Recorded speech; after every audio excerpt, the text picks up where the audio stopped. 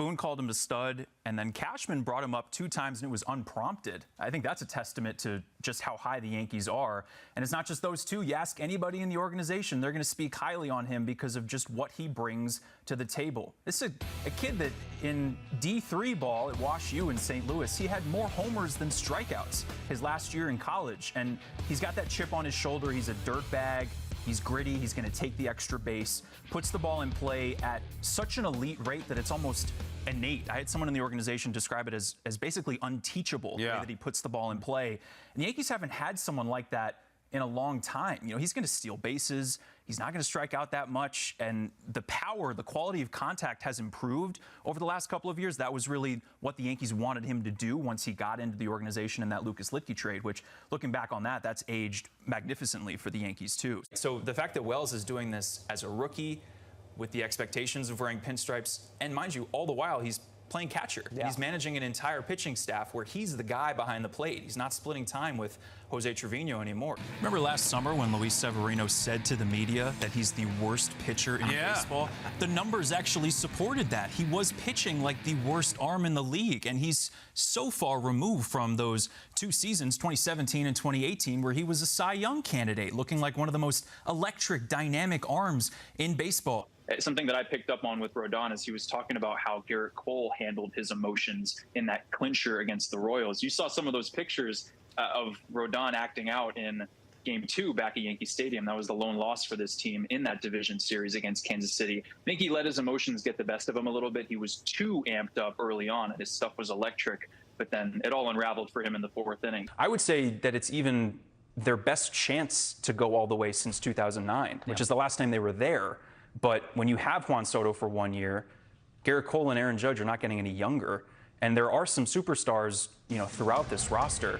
Obviously, a lot of them haven't performed to the level that the Yankees are expecting from them and what they've seen from them in the past. But if you have an opportunity to upgrade this roster, you want to do it before it's too late. To me, the last hurdle for him is the strikeout rate. And that's up to almost 36 this season. That's always been his fatal flaw as a prospect. The power is prodigious. He looks like a gazelle running in center field, the strides that he takes out there and covering so much ground. But when you're striking out over a third of the time in Double-A, you wonder how that's going to play at Triple-A and obviously against the cream of the crop in the big leagues too. And then the miscommunication between Cole and Rizzo at first, that's a play that you're practicing the first day of spring training. And with what's at stake, you can't make that mistake there. But Cole thought that it was going right to Rizzo and that he'd cover. Rizzo, it spun on him a little bit, and after what happened in the inning, he was just going to make sure that he gloved it, because if it went through his legs or something like that, that would have been even worse.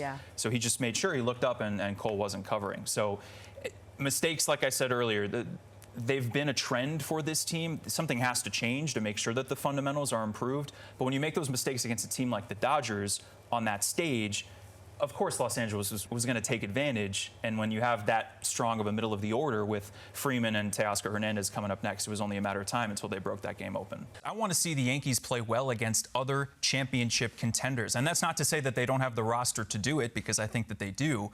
I want to see them defend their home turf, and you've got Garrett Cole coming back, Luis Gil on the mound in the 3rd game of this series. Go out there and win this series. Play well against a really good team. I think that we can single into just the infield, for instance. You know, Anthony Volpe started out so hot, but he's been struggling, to say the least, over the last couple of months. Disappointing year from Gleyber Torres, specifically since John Birdie got hurt, which is May 24th. So from May 25th until today, the Yankees have had the worst infield production on offense in all of baseball. It's bolstering a strength, right? I mean, if I told you in early March when he went on the injured list that the Yankees would have the best starter ERA in all of baseball in early June, I don't think you would believe me necessarily.